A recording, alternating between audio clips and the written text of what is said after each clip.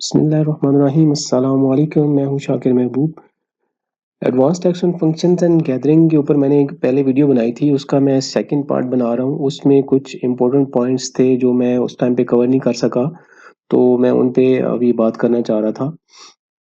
और ये पॉइंट है कि एडवांस टैक्स लगेगा किस वैल्यू के ऊपर इनवॉइस पे, यानी एडवांस टैक्स जो है वो किस वैल्यू पे लगाना है। आइदर बिफोर सेल टैक्स वाली वैल्यू पे लगेगा और उसके बाद सेल टैक्स लगेगा और इस पे सेल टैक्स लगेगा या नहीं लगेगा, या after advance sales tax add करने के बाद जो इनवॉइस की वैल्यू होती है उस पे लगेगा, और उसके सेल टैक्स की क्या उसके ऊपर वैल्यू होगी जिसके ऊपर सेल टैक्स भी लगेगा। तो ये एक पॉइंट है। इसके अलावा इम्प्लीमेंटेशन के ऊपर कि इम्प्लीमेंटेशन इसकी डेट तो मैंने कंफर्म कर दी थी कि कब से है, किन लोगों पे है, ये थोड़ा सा डिटेल में डिस्कस करना है। और इसके अलावा एग्जेम्पशंस कौन लोग हैं जिन लोगों को इस में एग्जेम्पशन अवेलेबल है, यानी उनको ज़रूरत नहीं है कि वो ये advance tax on functions and gathering पे करें।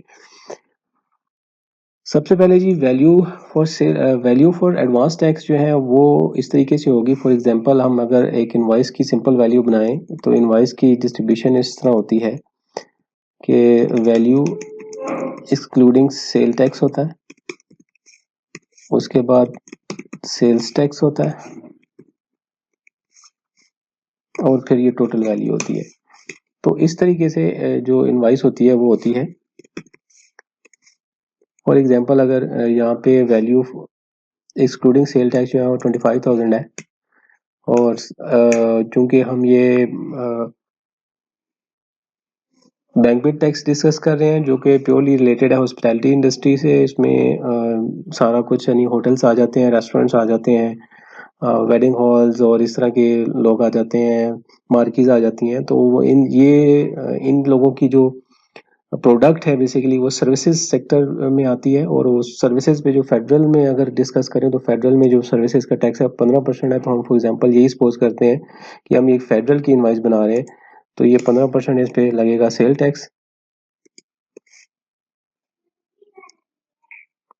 और सेल टैक्स के बाद आ गया एडवांस टैक्स की हम फिलहाल खाली छोड़ते हैं, और इसकी जो टोटल इनवाइस होती है वो इस तरीके से बन जाती है। तो ये 28,750 की एक इनवाइस बन गई, सैंपल इनवाइस। तो इसमें हमने ये देखना था कि हमने एडवांस टैक्स जो है वो किस पे लगाना है, ये जो टोटल वैल्यू आई है इस पे लगाना है, या जो बेस अमाउंट है इस पे लगाना है। तो टैक्स सेल टैक्स का इसके ऊपर क्या होगा, इसके ऊपर सेल टैक्स के ऊपर जो एडवांस टैक्स है वो लगेगा कि नहीं लगेगा।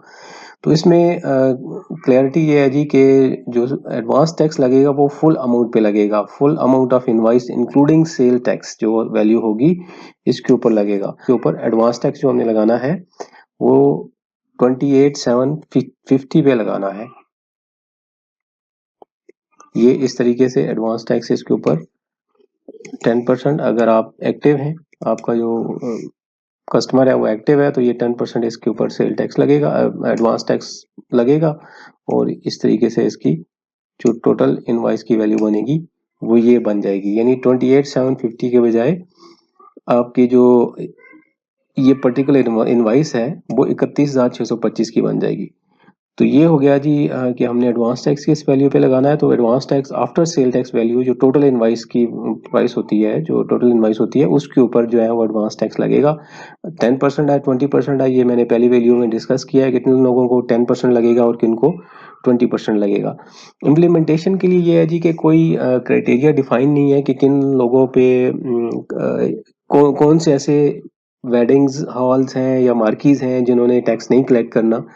फॉर एग्जांपल अगर हम इसको हिस्टोरिकली देखें तो ये लॉ बेसिकली 2013 में इससे सिमिलर टैक्स इम्प्लीमेंट हुआ था जो कि अंडर सेक्शन 236 डी था, उसमें ये इम्प्लीमेंट हुआ था। इनिशियली ये जो टैक्स था 10% था, बाद में इसको फिर 5% कर दिया, और फर्दर इसके अंदर बाद में मजीद चेंजेस आती रही जिसमें इन्होंने कुछ ऐसे भी किया जो वेडिंग हॉल्स हैं उनका एरिया से भी कुछ चीज़ें फिक्स की, फिर इसको कैटेगरी वाइज और एरिया वाइज भी कुछ रेट्स जो है डिफरेंट किए हैं। अगर यानी फेडरल कैपिटल में है कोई हॉल तो उसका रेट क्या होगा, और किसी और एरिया में है तो उसका क्या होगा। फिर फर्दर इसके अंदर मजीद ये भी हुआ कि मिनिमम टैक्स भी एक इम्प्लीमेंट हुआ था, जिसमें यानी मिनिमम 20,000 एक वेडिंग या इस तरह का इवेंट है जिसकी वैल्यू जो है वो 20,000 से कम अगर बनती है तो मिनिमम 20,000 चार्ज करना था।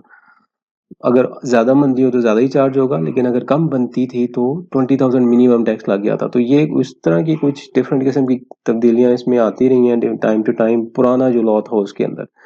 लेकिन अभी जो इनिशियली ये 236 सी बी इम्प्लीमेंट हुआ है, तो इसमें कोई भी एग्जेम्पशन या कोई भी एक्सक्लूजन्स नहीं दी गई कि किन लोगों के लिए ज़रूरी नहीं है कि वो टैक्स जो है कलेक्ट करें। एज अ कलेक्टिंग एजेंट जो है वो किन लोगों को यानी ज़रूरी नहीं है कि वो कलेक्ट करें, कोई भी ऐसी एक्सप्लेनेशन नहीं दी हुई। हर हॉल, हर बाकी हर होटल, हर रेस्टोरेंट जो है वो लायबल है कि उसने जो इवेंट्स मैंने अपनी अर्ली वीडियो में डिस्क्राइब किए थे, उस तरह के इवेंट कोई उनके पास हेल्ड होते हैं तो उन पे उन्होंने टैक्स हर सूरत में कलेक्ट करना है और गवर्नमेंट को देना है। तो कोई भी इसमें डिस्क्रिमिनेशन नहीं है, सबके ऊपर इक्वली इम्प्लीमेंटेड है।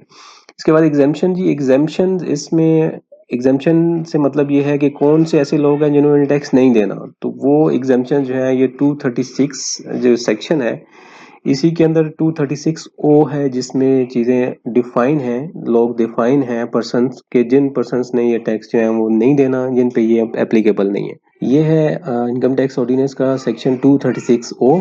इन लोगों से जो है वो टैक्स आपने कलेक्ट नहीं करना। जैसे कोई फेडरल गवर्नमेंट या प्रोविंशियल गवर्नमेंट है आपके पास पेमेंट करा रही है, कोई भी गवर्नमेंट, तो उसको आपने टैक्स ये चार्ज नहीं करना।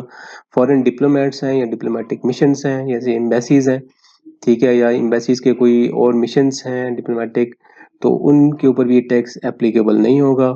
या इसके अलावा कोई ऐसा बंदा कि जो सर्टिफिकेट प्रोड्यूस कर देता है कि वो कमिश्नर से अप्रूव, जैसे एग्जामिशन सर्टिफिकेट्स होते हैं अंडर सेक्शन 153 भी जो है वो लोग ले लेते हैं एफबीआर से। तो अगर कोई ऐसा पर्सन है जिसके पास इस सेक्शन की एग्जामिशन है तो उसके ऊपर भी ये टैक्स एप्लीकेबल नहीं होगा। ये 3 एरियाज़ थे जिसको मैं फर्दर क्लियर करना चाह रहा था। अगर फिर भी कोई इसमें कोई चीज़ रह गई हो तो आप मेरे से कमेंट सेक्शन में पूछ सकते हैं, मैं आपको बता दी दूँगा। अगर वीडियो अच्छी लगी हो तो वीडियो को लाइक कर दें और चैनल को सब्सक्राइब कर दें ताकि आपको इस तरह की मज़ीद अपडेट्स जो हैं वो मिलती रहें। अपना बहुत सारा ख्याल रखिएगा। अल्लाह हाफ़िज़।